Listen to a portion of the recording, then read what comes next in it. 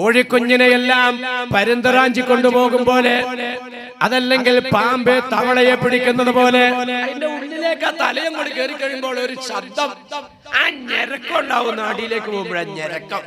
അങ്ങനെ അടിയിലേക്ക് പോയിട്ട് ഏഴാം ഭൂമിയുടെ അടിത്തട്ടിലുള്ള സിജ്ജീൻ എന്ന സ്ഥലത്തേക്ക് പ്രവേശിപ്പിക്കുന്നതാണ്. അവിടെ അദാബിന്റെ ആൾക്കാരാണ്. അപ്പൊ മോളിലേക്ക് അനുഗ്രഹത്തിന്റെ ആളുകള്, താഴേക്ക് അദാബിന്റെ ആളുകൾ. എങ്ങും പ്രവേശനം ലഭിക്കാത്ത ഒരു വിഭാഗമാണ് ആത്മഹത്യ ചെയ്ത റൂഹുകൾ. അവരിങ്ങനെ അലഞ്ഞു നടക്കും, എങ്ങും പ്രവേശനാനുമതി ലഭിക്കില്ല. ഇത് വലിയ ബുദ്ധിമുട്ട് തന്നെ. മഹ്ശറിലേക്ക് മനുഷ്യന്മാര് പറയുന്നു കേട്ടിട്ടില്ലേ തങ്ങളുടെ അതീത്, അല്ലാഹുവേ നീ ഞങ്ങളെ നരകത്തിലേക്കാണെങ്കിൽ അങ്ങോട്ടൊന്ന് മാറ്റി റബ്ബേ. ഒരനിശ്ചിതത്വം, ഇതിനൊരു അന്ത്യം കാണുന്നില്ലല്ലോ. എപ്പോഴാണ് ഈ പ്രശ്നത്തിന് പരിഹാരം ഉണ്ടാവുക? ഞങ്ങൾ ശിക്ഷിക്കപ്പെടുന്നവരാണെങ്കിൽ നരകത്തിലേക്ക് മാറ്റിക്കോ, അങ്ങനെ പരാതിയില്ല. ഉണ്ടോ? അത്രമാത്രം ദുരിതമാണ് മഹ്ശറിലുള്ള നൃത്തം. അല്ലാണ്ട് ഡബിൾ മുട്ട ഓംപ്ലേറ്റ് അടിച്ചിട്ട് മിണുങ്ങളമാരിയുള്ള ഇടപാടൊന്നും അല്ല മഹ്ശറാന്നവരോട്. എന്ത് ദുരിതപ്പെട്ടതാ ആ മഹ്ശറത്. എങ്ങനെയെങ്കിലും ഒന്ന് രക്ഷപ്പെടാൻ അങ്ങനെ ആക്കിക്കോ. ഈ നിലക്കുള്ളൊരവസ്ഥയാണെങ്കിൽ ആത്മാവിന് എങ്ങും പ്രവേശനമില്ല. നല്ല ആത്മാവുകൾ മുകളിലേക്കാണ്, ചീത്ത ആത്മാവുകൾ അടിയിലേക്കാണ്. ആത്മഹത്യ ചെയ്തവര് നെട്ടോട്ടോടുകയാണ്. ഇങ്ങനെ ഓടുമ്പോൾ ചിലരുടെ ശരീരത്തിലെ ചിലരുടെ ആത്മാവുകളിലേക്ക് ഈ ആത്മാവ് കൂട്ടിപ്പിടിക്കും. അങ്ങനെ കൂട്ടിപ്പിടിക്കുമ്പോൾ മാർക്കറ്റിൽ പോയി വന്നതായ ശൈലാലി കാക്ക ഷൈനുവാടെ അടുത്തേക്ക് വരുമ്പോ ഷൈനുവ എങ്ങനെ ഇരിക്കണമെന്നറിയോ? ഒരു തോർത്തൊക്കെ തലയില് വട്ടം കെട്ടി, ആ നൈറ്റിയൊക്കെ എടുത്ത് മടക്കി കുത്തി, ആ കയ്യൊക്കെ നമ്മൾ തെറുത്ത് കയറ്റി വെച്ച് കസേരയിൽ ഇങ്ങനെ കാലും കയറ്റിയിരിക്കുകയാണ്. ശൈതാലി വന്നിട്ട് ചോദിച്ചു, നീ എന്തൊട്ടാടി നമ്മളെ കാണിച്ചേക്കണേ? ഈ തോർത്തൊക്കെ വട്ടം കെട്ടി, അപ്പൊ മീശ എങ്ങനെ പിരിക്കണുണ്ട് താത്ത, നീ എന്തെന്നാടി കാണിക്കണത്? എന്താടാ നീ പറഞ്ഞ എടീന്ന, പിന്നെ നീ പെണ്ണല്ലാണ്ട് പിന്നെ നീ എന്നോലൊക്കെ ആണായത്? ശൈലി മാറി. ഇയാള് മാർക്കറ്റിൽ പോകുമ്പോ ഷൈനുവാക്കൊരു അസുഖമില്ല. ബഹുമാനികളെ, ഡോക്ടറേഴ്സ് ആകുന്ന എല്ലാ സ്പെഷ്യലിസ്റ്റിനെയും കാണിച്ചു, എല്ലാവരെയും കാണിച്ചു. ഞരമ്പ് കാണിച്ചു, അസ്ഥി കാണിച്ചു, തലച്ചോറ് കാണിച്ചു, എല്ലാം കാണിച്ചു. ആരും രോഗമൊന്നും കാണത്തുന്നില്ല. ഷൈനുവാടെ ശൈലിയൊക്കെ മാറിയിരിക്കുകയാണ്. ഒരു ശേഷം വർത്താനം. സൈക്കോളജിസ്റ്റിനെ കാണിച്ചു കഴിഞ്ഞപ്പോ അയാൾ ഭ്രാന്തൊന്നും ഇല്ല എന്നാണ് അയാൾ റിസൾട്ട്. എന്താ സംഭവം ഒന്നും മനസ്സിലാവണില്ല. അവസാനം ഖുർആൻ കൊണ്ട് ചികിത്സിക്കുന്ന ഒരു പണ്ഡിതനെ പറ്റി വിവരം കിട്ടി. അവിടെ ഭയങ്കര തട്ടിപ്പി ഐറ്റത്തിലുണ്ട് കേട്ടോ.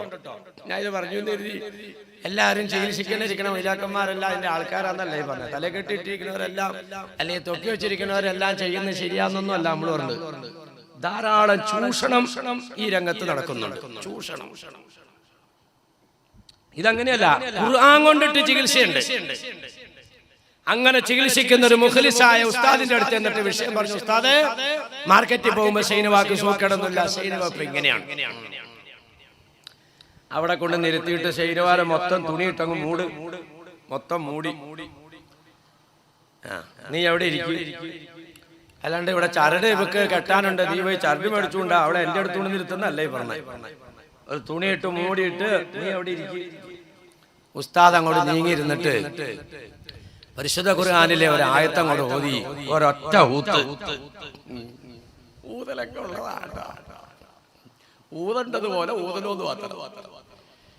ഉഴീദുക ബികലിമാത്തില്ലാഹി താമ്മാത്തിൻ മിൻ ശർരി കുല്ലി ശൈത്വാനിൻ വഹമ്മ വമിൻ കുല്ലി ഐനിൻ ലാമ്മ. മോളെ, മക്കളെ ഒന്ന് മന്ത്രിക്കുന്നു. ഇസ്റഫുൽ ഖൽഖി നബിയിനാ റസൂലുള്ളാഹി മോളോട് പറഞ്ഞു കൊടുക്കാൻ, ഇത് ഓതി മക്കളെ ഒന്ന് ഊത്. ആ ഊതണ്ടത് നബിത്തങ്ങളെ കാണിച്ചു കൊടുത്ത ശൈലിയിലാ ഊതിയത്. ശിഫ കൊടുക്ക് റബ്ബേ. ആ ഊത്തിനകത്തൊരു ദുആയുണ്ട്. അല്ലാണ്ട് ഉഴീദുക ബികലിമാത്തില്ലാഹി താമ്മാത്തൊക്കെ പറയും. എന്നിട്ട് നമ്മുടെ അമ്മൂഞ്ഞ് വീഡിയോ വെച്ചിട്ട് ഊതുന്നതാണ്. അതിന് ഫലം കിട്ടൂല. എല്ലാത്തിനും റൂട്ടുണ്ട്. റൂട്ട് തെറ്റുമ്പോഴേ ഫലം കാണാത്ത. ബഹുമാനികളെ, ഈ ഉസ്താദ് ഒരൊറ്റ ഊത്തം ഊതിയപ്പോൾ ഒരൊറ്റ നടക്കം. ഷൈനുവാ, നീ മര്യാദയ്ക്ക് ഉണ്ടെന്ന് പറഞ്ഞോ, നിന്നെ ഞാനില്ലെങ്കിൽ ശരിയാക്കും. നീ ആരാന്ന് പറ. ആണിന്റെ കോലാണല്ലോ കാണിക്കണത്. ഉടനെ ഷൈനുവാടെ ഉള്ളിൽ നിന്ന് സൗണ്ട് വരികയാണ്, ഞാൻ മത്തായിയാണ്. ഏത് മത്തായിയാടാ നീ? ഉസ്താദേ, അപ്പുറത്തുള്ള മാവും കൊമ്പേല് തൂങ്ങിച്ചത്ത മത്തായി. നീ ഇപ്പൊ ശൈനുവാടി അടുത്ത് വന്ന് കയറിയതെന്താ? ഉസ്താദേ, എലസമ്മാടി അടുത്ത് ചെന്നപ്പോ കേറാ മാർഗമില്ല, വലസമ്മാടി അടുത്ത് ചെന്നപ്പോ കേറാ മാർഗമില്ല, ശൈനുമ്മാടി അടുത്ത് വന്നപ്പോ നല്ല സൗകര്യം കിട്ടി ഉസ്താദേ. എലസമ്മാടി ചെന്നപ്പോ കുരിശോലിക്കാണ്, ബലസമ്മ ഓം നമോ ശിവായ നാരായണാന്നിരുന്ന് പറയാണ്. ശൈനുവ എങ്ങനെ വലഞ്ഞ് നടന്ന് TV കാണുവാണ്. നല്ല സൗകര്യം കിട്ടി. ഇതൊന്നും ചുമ്മാ പറഞ്ഞതല്ല. നിങ്ങളുടെ വീടുകൾ നിങ്ങൾ ശ്മശാനങ്ങളാക്കല്ലേ മനുഷ്യരെ. ഡെയിലി ഒന്ന് ഖുർആൻ ഓതിക്ക വീട്ടില്, ഒരു ശല്യമോ വീട്ടിലുണ്ടാവില്ല. തയ്യാറില്ല, നമുക്ക് തിരക്കോട്ടും ജോലിയല്ലേ. ജനങ്ങളെ ഉസ്താദ് ചോദിക്കുകയാണ്, എടാ മത്തായി എന്തിനാടാ കേറിക്കൂടിയത്? ശൈനുവാടി അടുത്തല്ല, സൗകര്യം കിട്ടി ഉസ്താദെ, അതുകൊണ്ടിട്ട് കേറിക്കൂടിയതാണ്. എന്നാൽ നിന്നെ ഞാൻ ശരിയാക്കാൻ തീരുമാനിച്ചിരിക്കുകയാണ്, നീ പോകാൻ ഒരുക്കമുണ്ടോ? ഞാൻ പോയിക്കോളാം ഉസ്താദെ, എന്നെ ഉപദ്രവിക്കണ്ട എന്ന് പറഞ്ഞാൽ മത്തായി കാണിക്കുന്നത് പോലെ ഒക്കെ കാണിക്കുകയാണ്. മത്തായി വട്ടക്കെട്ട് കിട്ടും പോലെ, മത്തായി മീശ വിരിക്കും പോലെ, മത്തായി തുണി മടക്കി കുത്തും പോലെ, മത്തായി കൈ തീർത്തേറ്റ് വെക്കും പോലെ, മത്തായി കാണിക്കുന്നത് എല്ലാം ശൈനു കാണിക്കുക. ഉസ്താദ് ചോദിച്ചു, നീ പോവോ? ഞാൻ പൊക്കോളാം ഉസ്താദെ. നീ പോകുന്നുള്ളതിന്റെ അടയാളം എന്താ? തെങ്ങിന്റെ ഒരു പച്ചമടൽ ഉരിഞ്ഞ് ഞാൻ താഴത്തേക്ക് ഇട്ടേക്കാം ഉസ്താദെ. ശൈനുവാടി അടുത്ത് ഞാൻ ഒഴിവായി പോവുകയാണ്. ശരി, നീ എങ്ങോട്ട് പോവും? അത് ഉസ്താദ് പറയണോടത്തിലേക്ക് പോകാം. അപ്പൊ ആളെ മനസ്സിലായോ? ഉസ്താദ് മനസ്സിലായോ? മത്തായിനെ എനിക്കറിയാം, അവിടെ തൂങ്ങി ചത്ത മത്തായും. അപ്പൊ മത്തായി പൊക്കോളാന്ന് പറയുന്നുണ്ട്. മത്തായിനെ എങ്ങോട്ടാ പറഞ്ഞു വിടണ്ടേ? അതെ ഉസ്താദേ, എന്റെ മൂത്ത പടിയെടുത്തിക്കൊണ്ടിട്ടത് മൂത്താവ എന്നെ കണ്ടമാനടങ്ങില്ല കേൾക്കുന്ന. ഇതിന്റെ പേര് സിഹ്ർ എന്നാണ്. 7 പാപങ്ങൾ അല്ലാഹുവിന്റെ റസൂൽ പറഞ്ഞു, ഇജ്തനിബു സബഉൽ മുബിഖാത്ത്. 7 പാപം നിങ്ങൾ പ്രവർത്തിക്കരുത് കേട്ടോ. ആ 7 പാപം നിങ്ങളിൽ നിന്നുണ്ടായാൽ നിങ്ങൾക്ക് ശിക്ഷ ഉറപ്പാണ്. അതിന്റെ ശിക്ഷ അനുഭവിച്ചിട്ട് മോചനം കിട്ടുള്ളൂ. അങ്ങനത്തെ 7 പാപം. ഒന്നാമത്തേത് ശിർക്ക് ബില്ലാഹ്, പടച്ചവനോട് ശിർക്ക് ചെയ്യലാണ്. ഒന്ന്. രണ്ടാമത്തേത് പറയുന്നു സിഹ്ർ. രണ്ടാമത്തേത് സിഹ്റാണ്. സാമൂഹ്യ ദ്രോഹിയാണ് സിഹ്ർ ചെയ്യുന്നവൻ. ഒരാള് നശിക്കാൻ വേണ്ടി എന്തെങ്കിലും പ്രവർത്തനം ചെയ്യുന്നതിന്റെ പേരാണ് സിഹ്ർ. ഇതൊന്നും ഇല്ലാന്നൊക്കെ ആൾക്കാർ പറയണ്ടേ. പക്ഷെ ഏതെല്ലാം നിലയ്ക്ക് കച്ചവടം ചെയ്താലും കയറുന്നില്ല, ഏത് ചികിത്സ നടത്തിയിട്ട് സൂക്കേട് മാറണില്ല, എത്രയെല്ലാം സൂക്ഷിച്ചിട്ടും വണ്ടി ഇടിക്കാതിരിക്കണില്ല, ആകെ ഹലാക്കിന്റെ കുടി.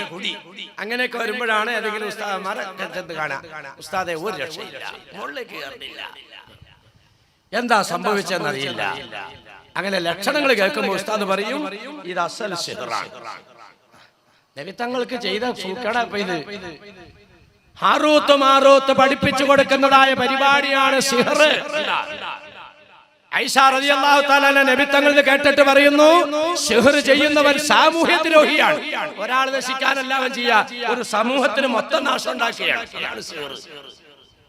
അതുകൊണ്ട് മുത്താപ്പയുടെ അടുത്തേക്ക് വിടണ്ട.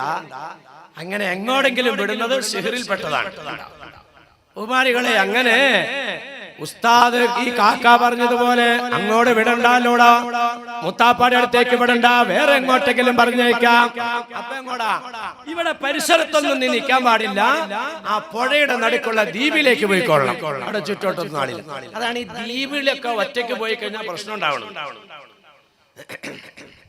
അന്തമാനിലേക്ക് എന്ന് കഴിഞ്ഞാൽ ഒരു ദ്വീപ് മൊത്തം ഇവരുടെ കേന്ദ്രമാണ്. ആ ഭാഗത്തേക്കൊന്നും മനുഷ്യന് പോകാൻ കഴിയില്ല.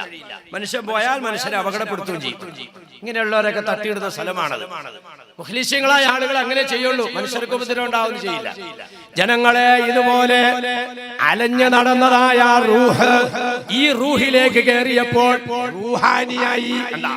അതാണ് നമ്മൾ പറയുന്നത് ശൈനുവാക്ക് റൂഹാനി കയറി. ഒരു റൂഹിന്റെ കൂടെ മറ്റൊരു റൂഹും കൂടെ കെട്ടിപ്പിടിച്ചപ്പോൾ റൂഹാനിയായി, 2 റൂഹ്. അങ്ങനെ പലരും എന്തെങ്കിലും കൂടും, പല ആളുകളുടെ സ്വഭാവങ്ങൾ കാണിക്കും. ജനങ്ങളെ ഈ സംഭവിക്കുന്നത് സ്വന്തമായി ജീവൻ അപകടപ്പെടുത്തിയതിന്റെ പേരിലാണ് ആത്മഹത്യ. ഒരു കാരണവശാലും ചെയ്യല്ലേ മോനെ, ചെയ്യല്ലേ മോളെ, കാലാകാലം നരകത്തിലാണെന്ന് പറഞ്ഞാൽ ഈ ആത്മഹത്യയുടെ പ്രവർത്തനം ഇങ്ങനെ ആവർത്തിച്ചുകൊണ്ടിരിക്കുന്നതാണ്. അതാണ് ആ മനുഷ്യരുടെ ശിക്ഷ. തൂങ്ങിച്ചാവിലല്ലേ പിന്നെ ജീവൻ, തൂങ്ങിച്ചാവിലല്ലേ പിന്നെ ജീവൻ. ഒരു കാരണവശാലും ചെയ്യരുത് കേട്ടോ ബഹുമാനികളെ, തനിച്ച ഹറാമാണ്. പിന്നെ ആത്മഹത്യ ചെയ്ത ആള് അയാളുടെ അവസ്ഥ ഇതാണെങ്കിലും മുസ്ലിം സമുദായത്തെ സംബന്ധിച്ചിടത്തോളം അയാളെ കുളിപ്പിച്ച് കഫൻ ചെയ്ത് അടക്കലൊക്കെ നമ്മുടെ ബാധ്യതയാണ്. അയാളുടെ വിധി ഇങ്ങനെയാണ്, വളരെ മോശമാണ്. അല്ലാഹു തആല നമ്മുടെ ആഖിബത്ത് നന്നാക്കി തന്ന് അനുഗ്രഹിക്കുമാറാകട്ടെ. അപ്പൊ പറഞ്ഞു വന്നത് എന്താ? വെള്ളിയാഴ്ച രാവ് ആത്മഹത്യ ചെയ്യുന്നതിനെ പറ്റി അല്ല പരാമർശം. അങ്ങനെയൊക്കെ ധാരാളം ആളുകൾ മരിക്കേണ്ട ബഹുമാനികളെ, അങ്ങനെ ചാവുന്നതിനെ പറ്റി അല്ല ഈ പറയുന്നത്. വെള്ളിയാഴ്ച രാവ് നന്നായി മരിച്ചു കഴിഞ്ഞാൽ ആ മനുഷ്യന് ഖബറിൽ ഹിസാബില്ല, ഖബറിൽ രക്ഷയാണ്.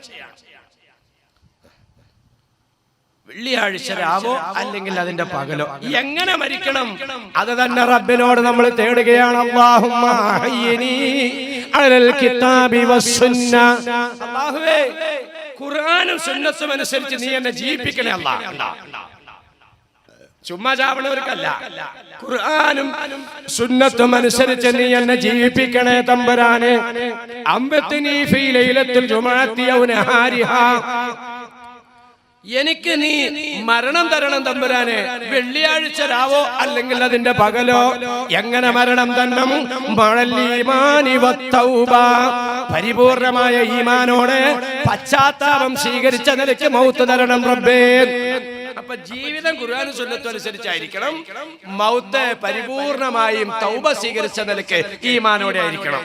അങ്ങനെയുള്ള ഒരു മരണം വെള്ളിയാഴ്ച രാവോ അതിന്റെ പകലോ കിട്ടിയാൽ ഖബറിലെ ഫിത്നയില്ല. ഖബറിലെ അദാബിനെ സംബന്ധിച്ച് ഭയപ്പെടാത്ത ഒരു ദുആയും പൊന്നാർ നബി നമുക്ക് പഠിപ്പിച്ചു തന്നിട്ടില്ല. ഏത് നിസ്കാരത്തിലാ ഖബറിലെ അദാബിനെ തൊട്ട് അഭയം തേടാത്തത്? അല്ലാഹുമ്മ ഇന്നി അഊദു ബിക മിൻ അദാബിൽ ഖബർ വ ഫിത്നതിഹി. ഖബറിലെ അദാബിൽ നിന്നും അവിടുത്തെ പരീക്ഷണങ്ങളിൽ നിന്നും അല്ലാഹുവേ നിന്നോട് ഞാൻ അഭയം തേടുന്നു റബ്ബേ.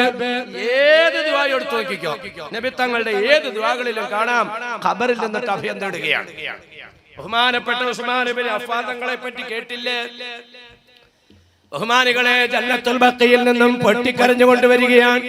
രണ്ട് ഭാഗത്തുകൂടി കണ്ണുനീരിങ്ങനെ ഒഴുകുമ്പോൾ താടിയിലൂടെ അത് ചാലായിട്ട് രൂപപ്പെട്ടിരിക്കുകയാണ്. ബഹുമാനപ്പെട്ട സഹാബത്ത് ചോദിച്ചു, അമീറുൽ മുഅ്മിനീൻ എന്താണ് ഈ കാണുന്നത്? ബഹുമാനപ്പെട്ട സഹാബത്ത്, മഹ്ശറയിൽ എനിക്ക് കൂട്ടുകാരുണ്ട്, നരകത്തിലാണെങ്കിൽ കൂട്ടുകാരുണ്ട്, സിറാത്തിലാണെങ്കിൽ കൂട്ടുകാരുണ്ട്, ജന്നത്തിലാണെങ്കിൽ കൂട്ടുകാരുണ്ട്. ഞാൻ ഒറ്റയ്ക്ക് കിടക്കേണ്ട ഒരേ ഒരിടം അത് 6 അടി മണ്ണിന്റെ അടുത്തിട്ടാകുന്ന ഖബറാണ് സഹാബത്ത്. അതിനെ സംബന്ധിച്ച് ചിന്തിക്കുമ്പോൾ ഞാൻ പൊട്ടിപ്പോവുകയാണ്. ഇതൊന്നും ഒരു കഥ പറയല്ല, പറയുന്ന ഈ വിവരം കേട്ട എനിക്കും കേൾക്കുന്ന നിങ്ങൾക്കും വരാൻ പോകുന്ന ഒരു പച്ച പരമാർത്ഥത്തെ സംബന്ധിച്ച് പറയുകയാണ്. ഇതൊരു പരമാർത്ഥമാണ്, എല്ലാവർക്കും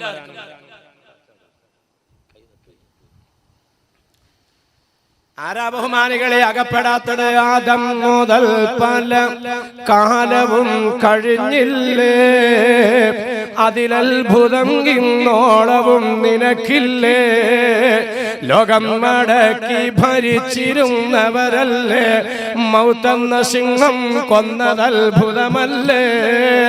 മണിമേട മുകളിൽ ഉല്ലസിച്ചവരല്ലേ, മണ്ണിന്റെ അടിയിൽ പെട്ടതത്ഭുതമല്ലേ. അതാണ് സംഭവിച്ചേക്കുന്നത് ആകെ. ആദം നബി അലൈഹി സ്വലാത്തു വസ്സലാം ഈ കാലം മുതൽ ഈ കാലം വരെ നടന്നുകൊണ്ടിരിക്കുന്ന പരമാർത്ഥം ഇതാണ്. നമുക്കും പോകണം ബഹുമാനികളെ. ഈ ഖബറിൽ നിന്ന് നമ്മളാരും ഒഴിവല്ല. ഖബറിലെ അദാബ് ഭയാനകമാണ് ജനങ്ങളെ. നബി തങ്ങൾ തന്റെ അടുത്ത് കാണുന്നില്ല. ആയിഷ റളിയല്ലാഹു അൻഹ തപ്പി നോക്കുമ്പോൾ, ഇന്നത്തെ രാത്രി എന്നോടൊപ്പം കിടക്കേണ്ടതാണ്, പക്ഷേ തപ്പി നോക്കിയപ്പോൾ ആളെ കാണുന്നില്ല. അള്ളാഹുവിന്റെ റസൂൽ എങ്ങോട്ട് പോയി? എഴുന്നേറ്റ് നോക്കുമ്പോൾ ചറ്റപ്പരയുടെ ഓല കൊണ്ടുണ്ടാക്കിയ വാതിൽ അതിങ്ങനെ ചേർന്നിരിക്കുന്നുണ്ട്. അതങ്ങോട്ട് നീക്കി നോക്കുമ്പോൾ പൊട്ടി പൊട്ടി കരയുന്നത് കേൾക്കാം, തേങ്ങി തേങ്ങി കരയുന്നത് കരയുന്നത് കേൾക്കാം. ശ്രദ്ധിച്ചപ്പോൾ ജന്നത്തുൽ ബഖീഅ ഖബറിടത്തിൽ നിന്നിട്ടാണ് പൊന്നാര നബി തങ്ങളെ റസൂലുള്ളാഹി തങ്ങളെ ഖബറിടത്തിൽ ചെന്നിരുന്നുകൊണ്ട് തേങ്ങി തേങ്ങി കരയുകയാണ്. വന്നിട്ട് ചോദിക്കുന്നു, അല്ലാഹുവിന്റെ റസൂലേ, അവിടുന്ന് എന്തിനാണ് ഇങ്ങനെ തേങ്ങിയത്? ആയിഷ, ഒറ്റപ്പെട്ട് കിടക്കേണ്ട ഒരേ ഇടം ഖബറിടം മാത്രമാണ്. ഖബർ ഒന്നുകിൽ റൗളത്തും മിൻ റിയാദിൽ ജന്നയ, അല്ലെങ്കിൽ ഹുഫറത്തും മിൻ ഹുഫരിൻ നാറാൻ. ഒന്നുകിൽ നരകക്കുണ്ട്, അല്ലെങ്കിൽ സ്വർഗ്ഗത്തോപ്പാണ്. അദാബിൽ നിന്ന് അഭയം തേടാത്തവരാരുമില്ല. അങ്ങനെയുള്ള ആ ഭയാനകമായ ജീവിതത്തിൽ സ്വസ്ഥമായി സന്തോഷമായി ഒരു ഫിത്നയുമില്ലാതെ സ്വതന്ത്രമായിട്ട് കിടക്കാം. വെള്ളിയാഴ്ച രാവോ അല്ലെങ്കിൽ അതിന്റെ പകലിലോ ഈമാനോടെ മരിക്കുന്നു. അത് ഈ ദിവസത്തിന്റെ പവറാണ്. നമുക്കൊക്കെ ആർക്കൊക്കെ ആ ഭാഗ്യം കിട്ടും എന്നുള്ളതിനെ സംബന്ധിച്ച് ഒരു ഊരുമില്ല. നമ്മുടെ ഇടയ്ക്ക് ധാരാളം ആൾക്കാരൊക്കെ ഇങ്ങനെ മരിച്ചിട്ടുണ്ട് അല്ലേ? ചായക്കടയിലേക്ക് ഇരുന്നോണ്ട് പറഞ്ഞേക്കാം, ഇവിടെ മമ്മൂഞ്ഞ് മരിച്ചല്ലോ. നീ അറിഞ്ഞില്ലേ? ഇല്ല. എടാ, അവൻ കഞ്ചാവ് ഒന്ന് വലിച്ചാന്താ,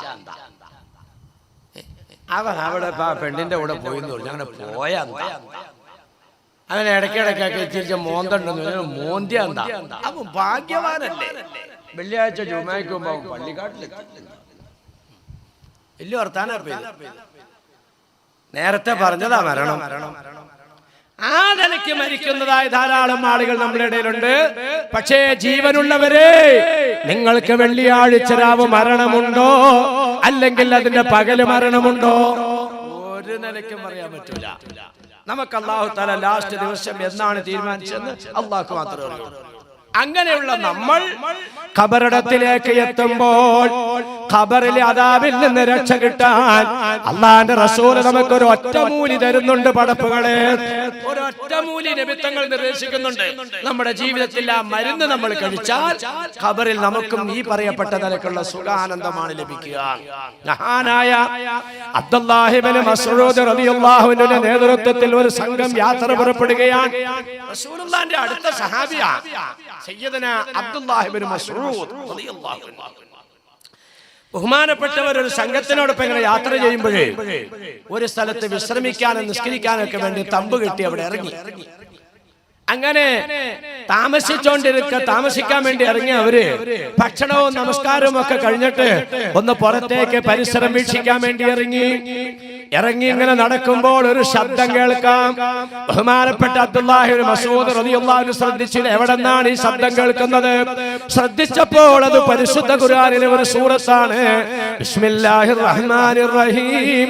തബാറക്കല്ലദീ ബിയദിഹിൽ മുൽകു വഹുവ അലാ കുല്ലി ഷൈഇൻ ഖദീർ അല്ലദീ ഖലഖൽ മൗത വൽ ഹയാത ലിയബ്ലുവകും അയ്യകും അഹ്സനു അമലാ. അവിടെ നിന്ന് അങ്ങോട്ട് എത്തിയിട്ട് മിമ്മായിം മഹീൻ.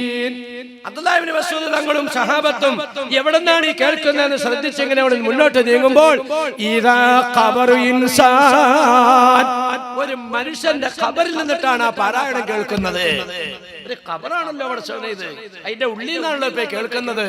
മഹാനായ നബി തങ്ങളുടെ ഹദറത്തിലെത്തിയതായ സംഘത്തലവൻ ചെന്നിട്ട് പറഞ്ഞു, റസൂലുള്ളാഹ്, ഞങ്ങൾക്ക് ഇങ്ങനെ ഒരു അനുഭവം ഉണ്ടായി നബിയേ. ഖബറിടത്തിൽ നിന്നും ഒരു തബാറക്കല്ലദീ സൂറത്ത് കേട്ടു.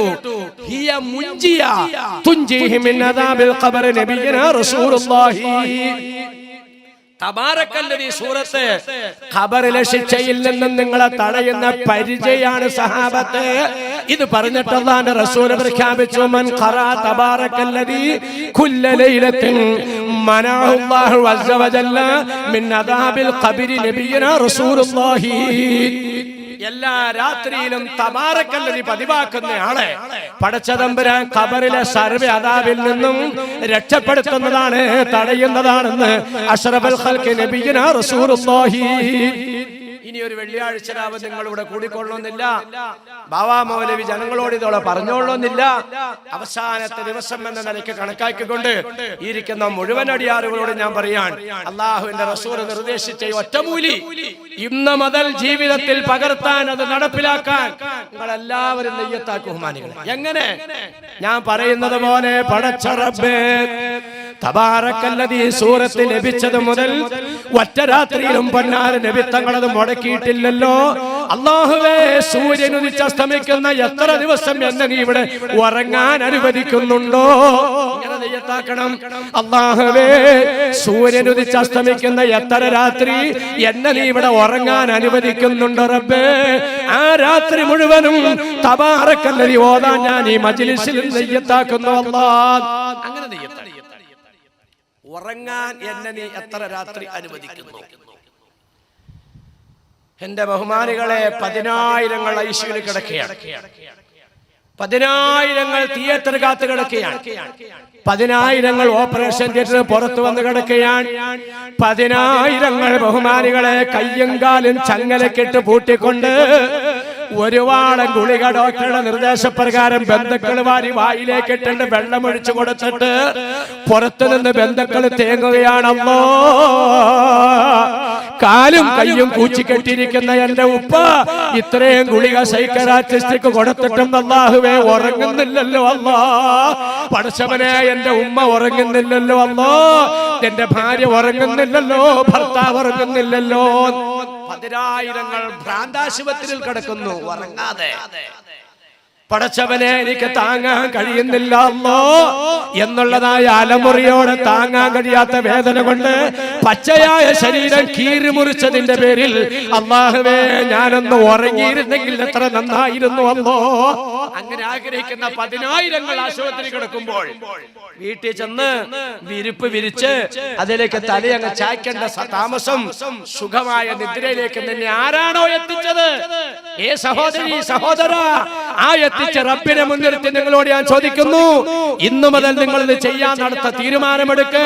ഇങ്ങനെ നെയ്യത്താക്ക്. അല്ലാ, നീ എന്നെ ഈ ഭൂമുഖത്ത് എത്ര രാത്രി ഉറങ്ങാൻ അനുവദിക്കുന്നുണ്ടോ ആ രാത്രി മുഴുവൻ പൊന്നാര നബി തങ്ങൾ പതിവാക്കിയ സൂറത്തുൽ മുൽക്ക് എന്ന് പറയുന്ന തബാറക്കല്ലദീ ഞാൻ പതിവാക്കാൻ നെയ്യത്താക്കി റബ്ബേ. ഒരു ബുദ്ധിമുട്ടുമില്ല. എന്റെ മുസ്ലിം കടയൊക്കെ പൂട്ടി വരുമ്പോഴത്തേക്കും 11 മണിയാവും. എന്നിട്ട് പിന്നെ ഒതു കൊടുത്ത് മുഷാഫൊക്കെ എടുത്ത് ഓതിയിട്ട് കിടക്കാന്ന് പറഞ്ഞാൽ അതൊന്നും പ്രായോഗികമല്ല. ചെയ്യേണ്ടവർക്ക് ഇതൊന്നും പ്രശ്നമല്ല.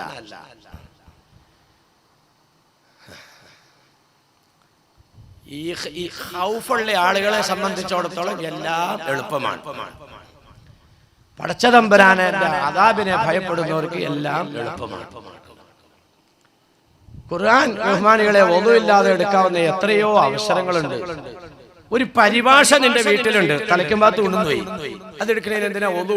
ഖുർആന്റെ അക്ഷരത്തെ തൊടാതിരുന്നത്. അല്ലെങ്കിൽ കുറെ ദിക്റുകൾ ഉള്ളതായ ഒരു പുസ്തകമാണ്, അതിനകത്ത് കുറെ ദിക്റുകളുണ്ട്, അതിനകത്ത് തബാറക്കല്ലദീ ഉണ്ട്, എന്തിനാ അതെടുക്കാൻ ഒതു? സൂറത്തുൽ മുൽക്ക് മാത്രമായിട്ട് കിട്ടുമോ എന്ന് ചോദിക്കണം. ചോദിച്ചിട്ട് നിങ്ങളുടെ വീടിന്റെ ഒരു ഭിത്തിയിൽ ഒട്ടിച്ചു വെക്ക്. എന്തെല്ലാം വീട്ടിൽ ഒട്ടിച്ചിട്ടുണ്ട് ഒട്ടിച്ചു വെക്ക്. ഇശാ നമസ്കാരം കഴിഞ്ഞാൽ ഭക്ഷണം കഴിഞ്ഞിട്ട് പോണവര് ചുമ്മാ നിന്നിട്ട് 3 മിനിറ്റ് കൊണ്ട് അങ്ങോട്ട് ഓതട്ടെ. ഒരാഴ്ച ഓതുമ്പോൾ നിങ്ങളത് മനഃപ്പാടമായി. ജീവിതത്തിൽ പകർത്തണമെങ്കിൽ ഒരു വിഷമമില്ല. എല്ലാവരും നെയ്യത്താക്കി. ഇനി എത്ര വെള്ളിയാഴ്ച രാവ് നമുക്ക് കിട്ടുമെന്നറിയില്ല, എത്ര രാത്രി നമുക്കിവിടെ ഉണ്ടാവുമെന്നറിയില്ല. പടച്ചവനെ, ഞാൻ ഈ അമല് നടപ്പിലാക്കാൻ ഈ മജ്ലിസിൽ നെയ്യത്താക്കിയ മുഴുവൻ അടിയാറുകൾക്കും ഭയാനകമായ ഖബറിലെ അദാബിൽ നിന്ന് അല്ലാഹു സുബ്ഹാനഹു വ തആല സംരക്ഷണം നൽകി അനുഗ്രഹിക്കുമാറാകട്ടെ. കിടക്കുമ്പോ ഇങ്ങനെയൊക്കെ ഒന്ന് ആലോചിച്ചാൽ മതി. പടച്ചവനെ, ഇന്ന് ഞാൻ കിടക്കുന്നത് എന്റെ നിർഭയമായ ഭവനത്തിലെ സ്വതന്ത്രമായ എന്റെ മുറിയിലാണ് റബ്ബേ. എസിയിലാണ്, ഞാൻ പട്ടുമെത്തയിലാണല്ലോ. നാളെ എനിക്ക് കിടക്കാനുള്ളത് 6 അടി മണ്ണിന്റെ അടിത്തട്ടിലാണല്ലോ റബ്ബേ. ഇന്ന് കിടക്കുന്നത് ഇവിടെയാണെങ്കിൽ നാളെ കിടക്കുന്ന ഖബറിലാണ്. ആ ഖബറിലേക്കുള്ള സുരക്ഷാ വലയം ഞാൻ എടുത്തിട്ടില്ലല്ലോ പടച്ചവനെ. അത് തോന്നുവാണെങ്കിൽ എഴുന്നേറ്റിട്ട് ഓതിക്കോതെ പാർക്കല്ലദീ. എല്ലാ ദിവസവും കിടക്കാൻ പറ്റൂല മോനെ. أصبح مالك المجمور نهبا ورتيل بعدك القصر المسيد صار بنوك أيتاما صغارا وعنك رزق البغل الجديد. ഇന്ന് നിന്റെ മാറിൽ നിന്നും മലപ്പാലൊറിച്ച് കുടിക്കുന്ന കുഞ്ഞോമനയുണ്ടല്ലോ, നാളെ ഒരു പെണ്ണിന്റെ കയ്യിലിരിക്കുന്ന കുപ്പിയിൽ നിന്നും നിപ്പിളാ കുഞ്ഞ് ചപ്പാൻ പോകുകയാണ്. നിന്നെ ഖബറിലേക്ക് മാറ്റാൻ പോകുന്നു മോളെ. ഇന്നണയോടൊപ്പം കിടക്കുന്ന സഹോദര, നാളെ നിന്നെ ഇതാ ഖബറിലേക്ക് മാറ്റാൻ പോവുകയാണ്. അടുത്ത ദിവസം നിന്റെ ഇണയുടെ കൂട്ടത്തിൽ മറ്റൊരു ഇണ വന്ന് കിടക്കാൻ പോവുകയാണ്. അതുകൊണ്ട് ഖബറിലേക്കുള്ളത് ഒരുക്കിക്കോ. ഇതൊക്കെ പരമാർത്ഥങ്ങൾ പറയാണ്. പോട്ടെ പോട്ടെ പോട്ടെ. അപ്പൊ ഇങ്ങനെയുള്ള വെള്ളിയാഴ്ച രാവാണ് ഇന്നത്തെ രാവ്. ഇന്നത്തെ രാവിനെ സംബന്ധിച്ച് പരാമർശിച്ചപ്പോ നിങ്ങൾക്കും എനിക്കും ഗുണമുള്ള ഒരു കാര്യം പറഞ്ഞു എന്ന് മാത്രമേ ഉള്ളൂ. മരിക്കൂലാത്തവരൊന്നും നടപ്പിലാക്കണ്ട, മരിക്കുമെന്ന് ഭയപ്പെടുന്നവരൊക്കെ ഇന്നു മുതൽ ജീവിതത്തിലേക്ക് പകർത്ത്. അല്ലാഹു സുബ്ഹാനഹു വ തആല മുടങ്ങാതെ എല്ലാ ദിവസവും തബാറക്കല്ലദി ഓതാനും അങ്ങനെ ഖബറിലെ അദാബിൽ നിന്ന് രക്ഷ കിട്ടുന്ന ഭാഗ്യവാന്മാരുടെയും ഭാഗ്യവതികളുടെ കൂട്ടത്തിൽ പെടാനും ഈ മജ്ലിസിൽ ഒത്തുകൂടിയ നമുക്കെല്ലാം അല്ലാഹു തആല മഹാഭാഗ്യം നൽകി അനുഗ്രഹിക്കുമാറാകട്ടെ. അപ്പൊ ഞാൻ ഇന്നലെ എന്താ പറഞ്ഞു കൊണ്ടുവന്ന് വെച്ചത്, കറവയില്ലാത്ത സാധനത്തിന്റെ പേര് മെച്ചിപ്പശു എന്നാണ്. അതിന് അറക്കലാണ്. ഗുണമില്ലാത്ത വർഗാണെന്ന് മനസ്സിലായല്ലോ. ബഹുമാനികളെ, ഈമാനില്ലാത്തതിന്റെ പേരാണ് മച്ചീൻ. ഈമാനാണ് ബാഹ്യമായി കാണാത്തത്, ബാക്കിയൊക്കെ കാണാനുണ്ട്.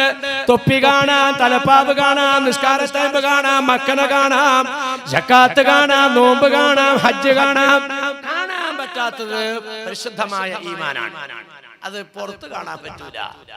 ഈ ഈമാൻ ബലഹീനമാവുന്ന ഒരു അവസ്ഥയിലേക്ക് ഈ ഉമ്മത്ത് എത്തിച്ചേരുമെന്ന് പറഞ്ഞെങ്കിൽ, ബലഹീനമായതിന്റെ ചില അടയാളങ്ങൾ ഞാൻ ഇന്നലെ സൂചിപ്പിച്ചല്ലോ. നബിത്തങ്ങൾ വല്ലാതെ സങ്കടപ്പെട്ട് പറയുന്നു,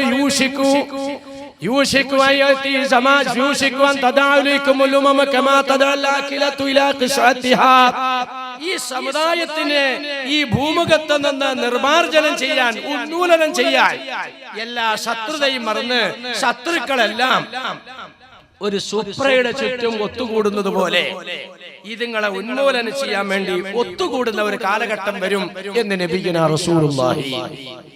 എല്ലാം ഒത്തുകൂടുക. നിങ്ങൾ ഇന്ത്യ രാജ്യത്ത് ഏത് രാജ്യത്തിന്റെ നേതാവ് വന്നാലും ഭരണാധികാരി വന്നാലും ഇന്ത്യ രാജ്യത്തിന്റെ ഭരണ വകുപ്പിൽപ്പെട്ടവര് കരാറ് വെക്കുന്നത് എന്താ?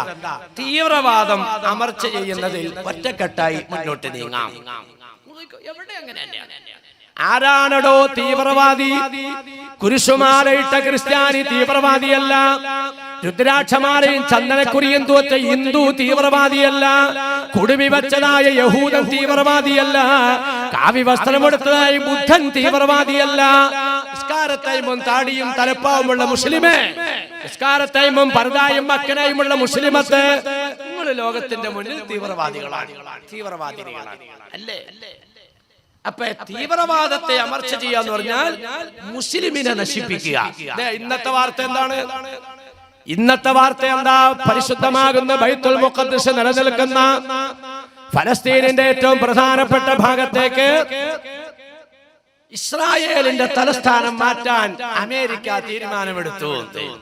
ടെല്ലവീവ് അല്ല ഇനി ഇസ്രായേലിന്റെ തലസ്ഥാനം, അത് ബൈത്തുൽ മുഖദ്ദസിൽ ഇരിക്കുന്ന ഭാഗമാണ്. എന്തിനാ മാനുകളെ? ട്രംപും ലോകത്തുനിന്ന് ട്രംപും നെതന്യാഹുവും നരേന്ദ്രമോദിയും സൂചിയും 4 വ്യക്തിത്വങ്ങളാണ് ലോകത്ത് ഐക്യകണ്ഠേന ഒത്തുകൂടിയിരിക്കുന്നതിന് തീവ്രവാദം അമർച്ച ചെയ്യാൻ. അതവരെല്ലാ നിലയ്ക്കും അവരുടെ അജണ്ട നടപ്പിലാക്കിക്കൊണ്ടിരിക്കുകയാണ്. എല്ലാ നിലയ്ക്കും അവസാനിക്കില്ല. അക്കാര്യത്തിൽ നിങ്ങളാരും ഭയപ്പെടുകയൊന്നും വേണ്ട. ഇതിവർക്കെല്ലാം അങ്ങോട്ട് വായിലേക്കിട്ട് തീർക്കാൻ പറ്റിയ സാധനമൊന്നുമല്ല, അതൊന്നും ഉണ്ടാവില്ല. ഇവിടെ മഹദി ഇമാം വരുമെന്ന് നബിത്തങ്ങളുടെ പ്രഖ്യാപനമാണെങ്കിൽ ഇവിടെ വന്നിരിക്കും. പാറക്കല്ല് വിളിച്ചു പറയുന്നു, യാ മുസ്ലിം തആൽ വഫീ വറാഇ യഹൂദിയ്യിൻ ഫഖ്തുൽ. നബിത്തങ്ങൾ പറയാണ്, പാറക്കല്ലിന്റെ ഉള്ളിൽ നിന്ന് ഈ ശബ്ദം കേട്ടിട്ട് മുസ്ലിം ഓടി ആ പാറക്കല്ലിന്റെ പുറകിലേക്ക് ചെല്ലുമെന്ന് നബിയുനാ റസൂലുള്ളാഹി. അതിന്റെ പുറകിൽ ഈ ഉമ്മത്തിനോട് ഏറ്റവും വൈരാഗ്യമുള്ളവൻ ഇരിക്കുന്നുണ്ട്. ആരാണ് ഏറ്റവും വൈരാഗ്യമുള്ളവൻ? കാന അശദ്ദുന്നാസി അദാവത്തൻ ലില്ലദീന ആമനുൽ യഹൂദ്. സമുദായത്തിനോട് ഏറ്റവും വൈരാഗ്യമുള്ളവൻ ജൂതനാണ്. ഒന്നുമില്ല മാരികളെ, ഞാൻ ഇന്നലെ പറഞ്ഞതുപോലെ തന്നെ ഈ സംസ്കാരം ലോകത്ത് നിലനിന്നാൽ വികലമായ ജീർണിച്ച സംസ്കാരങ്ങൾക്ക് നിലനിൽപ്പില്ല. ഏറ്റവും കൂടുതൽ ഇസ്ലാമിന്റെ സംസ്കാരത്തിനോട് സാദൃശ്യപ്പെട്ട് നിൽക്കുന്ന സംസ്കാരമാണ് യഹൂദ സംസ്കാരം. അപ്പൊ ഇസ്ലാം ഇവിടെ ഉണ്ടായാൽ യഹൂദന് നിലനിൽപ്പില്ല. അവനെ കശാപ്പ് ചെയ്യാൻ പാറക്കല്ല് വിളിച്ചു പറയുമെന്ന് നബിയുനാ റസൂലുള്ളാഹി തങ്ങൾ പഠിപ്പിച്ചെങ്കിൽ ബഹുമാനികളെ കൊലപാതകങ്ങൾ തീർന്നു എന്നൊക്കെയാണ് നമ്മൾ ധരിച്ചത്. സൂചിയുടെ അക്രമത്തോടുകൂടി അവസാനിച്ചു എന്നാ ധരിച്ചത്. ഫലസ്തീനിലെ മുസ്ലിങ്ങൾക്ക് സ്വസ്ഥതയായി എന്നാണ് നമ്മൾ ധരിച്ചത്. അല്ല,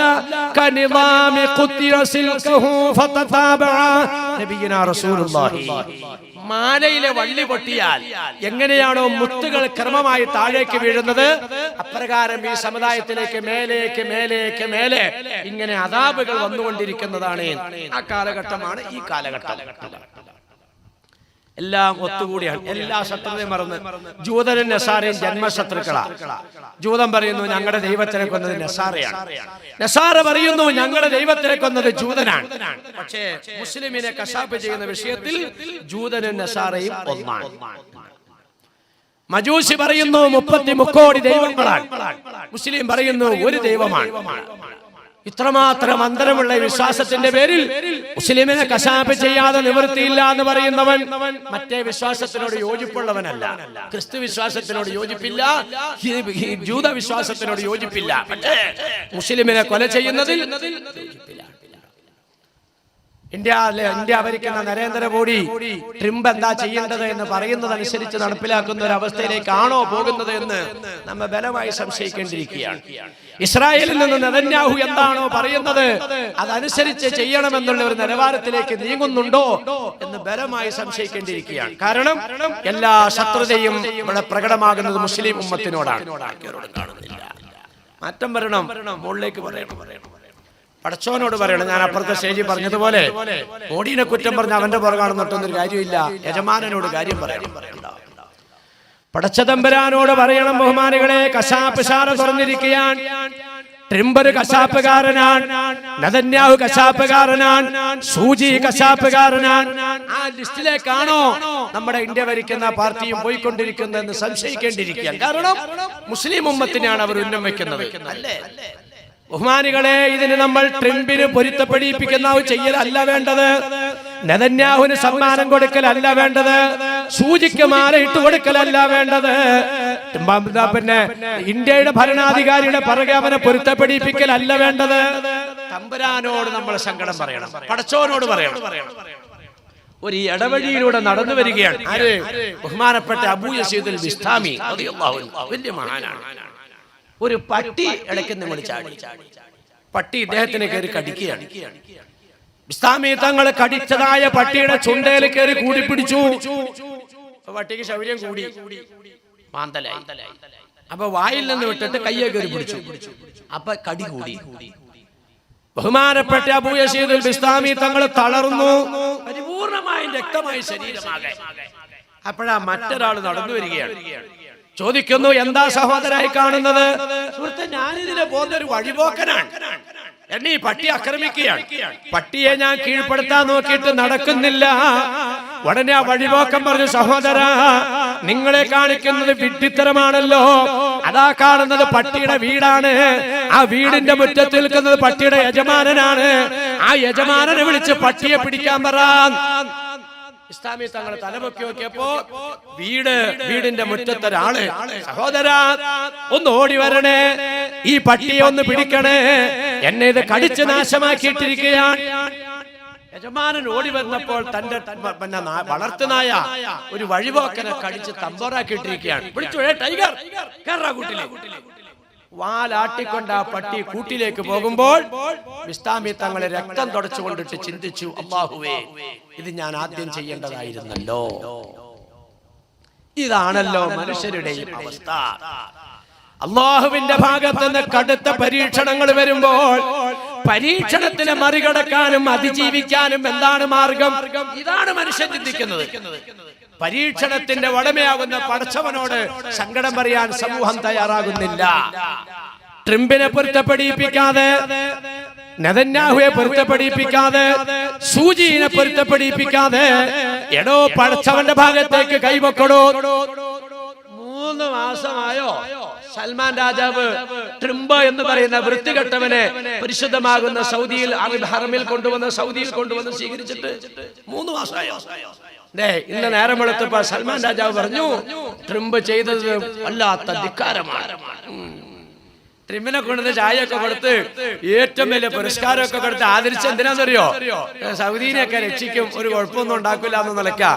ദൈവ ബൈത്തുൽ മുഖദ്ദിസിന്റെ എന്ന് പറഞ്ഞാണ് ട്രിമ്പ് രംഗത്ത് വന്നേക്കുന്നത്. ഇതല്ലാടോ സൽമാനെ ചെയ്യേണ്ടത്? ഇതല്ലാടോ മുസ്ലിം രാജ്യങ്ങളെ ചെയ്യേണ്ടത്?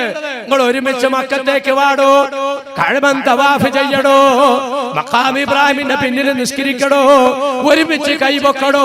പടച്ചവനോട് പറ, തമ്പുരാനെ ഈ ഉമ്മത്തിനെ കശാപ്പ് ചെയ്യാൻ വേണ്ടി തുറന്നിരിക്കുന്ന കശാപ്പ് ശാലകൾ നീ അടപ്പിക്കണേ അല്ലാ. പേപ്പട്ടിയാവുന്ന ട്രിമ്പിനെ പിടിച്ചു കെട്ട് റബ്ബേ, നരിയാകുന്ന നെതന്യാഹുവിനെ പിടിച്ചു കെട്ട് റബ്ബേ, അല്ലാഹുവേ കുറുനരിയാകുന്ന സൂചീനെ നീ പിടിച്ചു കെട്ട് റബ്ബേ, ഈ ഉമ്മത്തിനെ നീ രക്ഷിക്ക് റബ്ബേ. അള്ളാഹുവിനോട് പറയുമ്പോൾ അള്ളാഹു തആല നിങ്ങളെ രക്ഷിക്കണമെങ്കിൽ ഇന്നല്ലാഹ ലാ യുഗയ്യിറു മാ ബിഖൗമിൻ ഹത്താ യുഗയ്യിറു മാ ബിഅൻഫുസിഹിം. അതിന് വ്യവസ്ഥയുണ്ട്. വീട്ടുകാരൻ പട്ടി കടിക്കുന്നത് വഴിപോക്കം വിളിച്ചപ്പോ വീട്ടുകാരൻ ഓടി വരികയാണ്. ഓടി വന്നപ്പോ ടൈഗർ അപ്പൊ ഇയാൾ ഈ കൈ അനക്കണില്ല. ഇവിടെ ഇങ്ങനെ ഇയാൾ എന്തോ താങ്ങി പിടിച്ചോക്കോൾ. ഈ കൈ അനക്കണ്ട്, ഈ കൈ അനക്കല്ല. നിങ്ങൾ എവിടെ നിന്ന് വന്നതാ സഹോദര? എന്റെ പട്ടി നിങ്ങളെ കടിച്ച വല്ലാതെ ആക്കിയല്ലോ, ഞാൻ ഇന്ന സ്ഥലത്ത് നിന്ന് വരികയാണ്. ഇതെന്താ നിങ്ങൾ ഈ കക്ഷത്തിൽ വെച്ചിരിക്കുന്നത്? അത് പറയടോ. അതൊരു തേങ്ങയാ. ആ തേങ്ങ എവിടെന്നാ? ഈ തെങ്ങിന്റെ ചോട്ടിയത് ഞാൻ എടുത്തതാ. ടൈഗർ, നമ്മുടെ തേങ്ങ അവന്റെ കക്ഷത്തിരിക്കുന്നത്. ഇവന്റെ കഴുത്തേ കയറി ചെവി കടിച്ചെടുക്കണം. വിടൂല മുതലാളി, വിടൂല. പടച്ചവനോട് പറയണ്ട, അല്ലാ രക്ഷിതാട്ടെ, അല്ലാ രക്ഷിപ്പിക്കല്ല, രക്ഷിക്കണേ അല്ലാ. പടച്ചതമ്പരാ നോക്കുമ്പോൾ രക്ഷിക്കാൻ പറ്റിയ ശൈലി നിന്റെ ഭാഗത്തില്ല.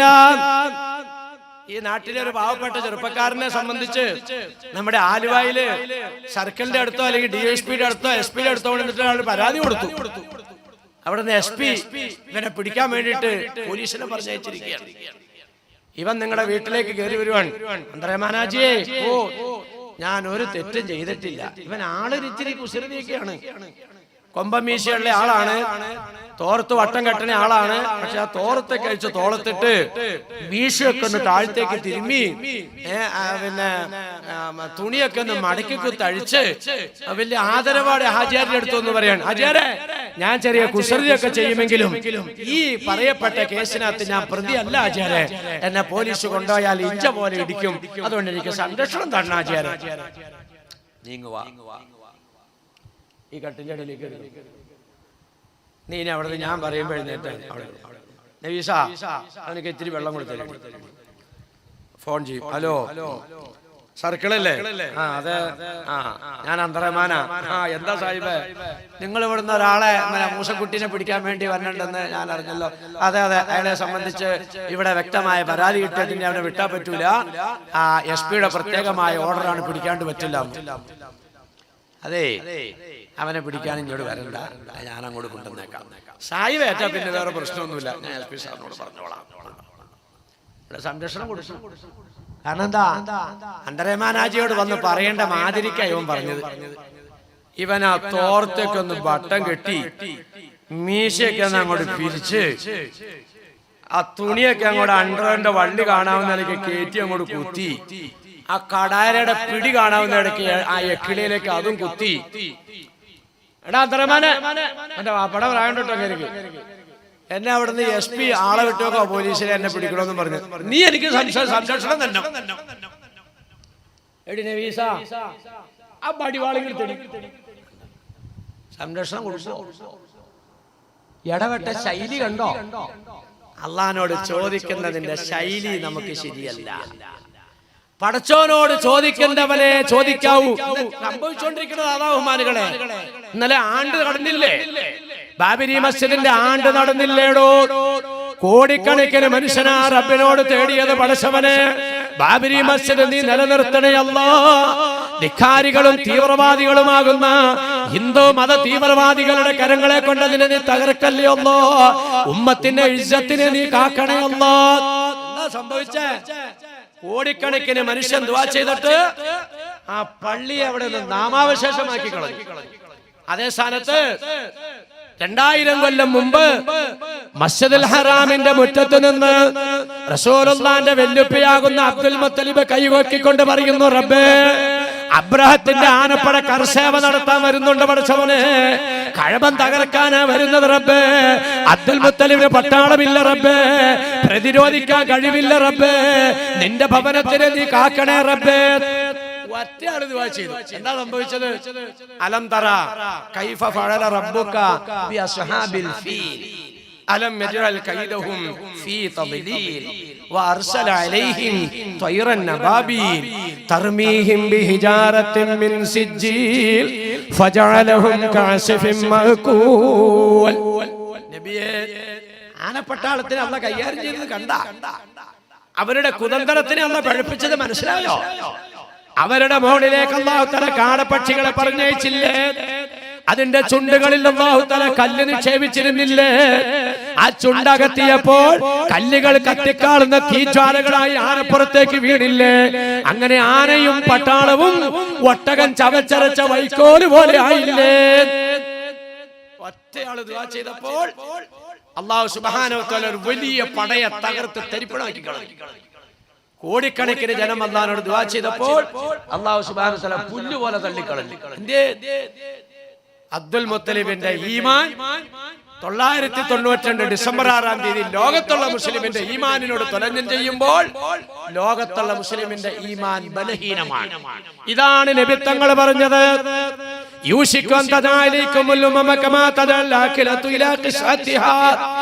എല്ലാ അനൈക്യങ്ങളും മറന്ന്, ശത്രുത മറന്ന് ഈ സമുദായത്തിനെ ഉന്മൂലനം ചെയ്യാൻ ഒരു സുപ്രയുടെ ചുറ്റും വിശന്നവർ കൂടുന്നത് പോലെ ഈ സമുദായത്തിന്റെ ഇടയിൽ ശത്രുക്കൾ ഒറ്റക്കെട്ടാകുന്ന കാലം വരുന്നതാണ്. ഒറ്റക്കെട്ടായോ? ഒറ്റക്കെട്ടായോ? ചുറ്റും ഇരിക്കുന്നവർ പല അഭിപ്രായക്കാരാണെങ്കിലും പരമാവധി ചോറ് എനിക്ക് ഇടണം, പരമാവധി പത്തിരി എനിക്ക് ഇടണം, പരമാവധി റൊട്ടി എനിക്ക് എടുക്കണം.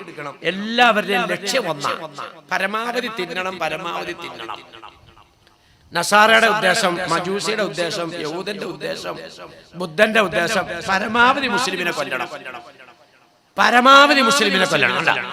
ഈ ഭക്ഷണത്തിന്റെ അവസ്ഥയിലേക്ക് ഉമ്മത്തെത്തുമെന്ന് പറഞ്ഞപ്പോൾ സഹാബാക്കൾ ചോദിച്ചു,